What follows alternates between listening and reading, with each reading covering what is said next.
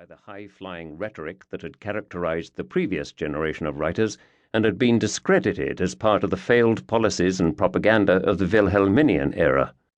Hans Fallada is closely related in style and subject matter.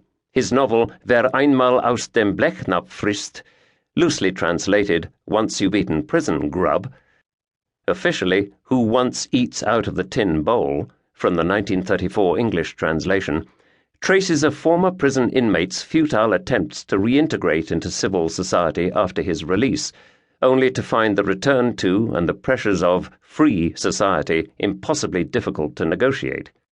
He is eventually relieved to be able to return to the predictability and stability of prison life. This never-ending cycle, this inexorable loop of having a run-in with the law, incarceration, release, and the seemingly inevitable return to illegality and punishment, is also the ostensible subject matter of one of the great German novels of the time, Alfred Döblin's Berlin Alexanderplatz, first published in 1929. His anti-hero, Franz Bieberkopf, released from Tegel prison in Berlin, is trying to find his place in civil society only to apparently run afoul of the law again.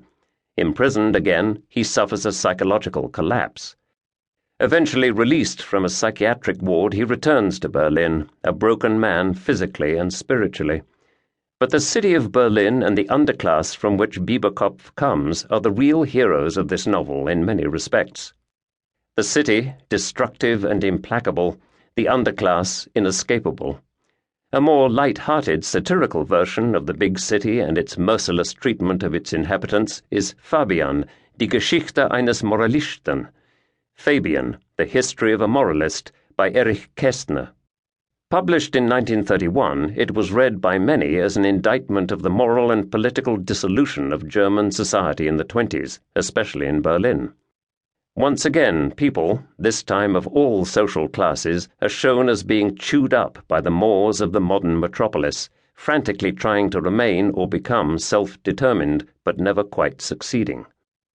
This context shows that Blood Brothers shares several characteristics with contemporary novels prominently featuring the effects of the modern big city, the almost inescapable effects of class and poverty, the inadequacies of the law, all of which are rendered in a distanced, reportorial tone, describing dispassionately what happens without rendering any ostensible judgment.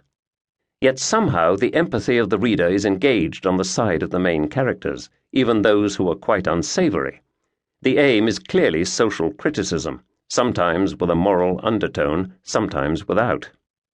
Embedded though it is in contemporary narrative aesthetics, which also extend to film, Fritz Lang's Metropolis, theatre, Bertolt Brecht's Rise and Fall of the City of Mahagoni, expressionist poetry, J.R. Becher, Georg Heim, and paintings, George Grosz, Ernst Ludwig Kirchner, et al., there are some distinguishing features in this novel. It focuses tightly on a small group of social outsiders, young boys between roughly 10 and 20 years of age who have no place to go. Refugees from correctional facilities for wayward youth or abusive family situations, these youngsters have fled to Berlin in the hope of finding safety, some sort of freedom, only to find themselves in a desperate struggle for survival. Being underage and on the run from authorities, they literally have no identity. They lack the basic papers without which they cannot rent a place to live in. Without a known place of abode, they cannot be registered with the police. Without this registration, they cannot be legally employed. In short, until they become 21, they remain essentially wards of the state and will be institutionalized even without a criminal record. But as the bulk of the correctional institutions for the betterment of youth house many recidivist runaways and criminals, they become, as they do elsewhere, schools for incipient and aspiring criminals. That is certainly the picture painted here, where potentially sympathetic policemen and judges are locked into the pattern even when all indications clearly advise a different approach, as in the case of two of the boys, Willi and Ludwig, who figure prominently in this novel. They will try to escape from the hamster wheel of illegality and petty crime and gang life, but the lack of papers and previous acts will prevent that until one of them comes of age. The bulk of the boys described here, girls play only a peripheral role, mainly as prostitutes,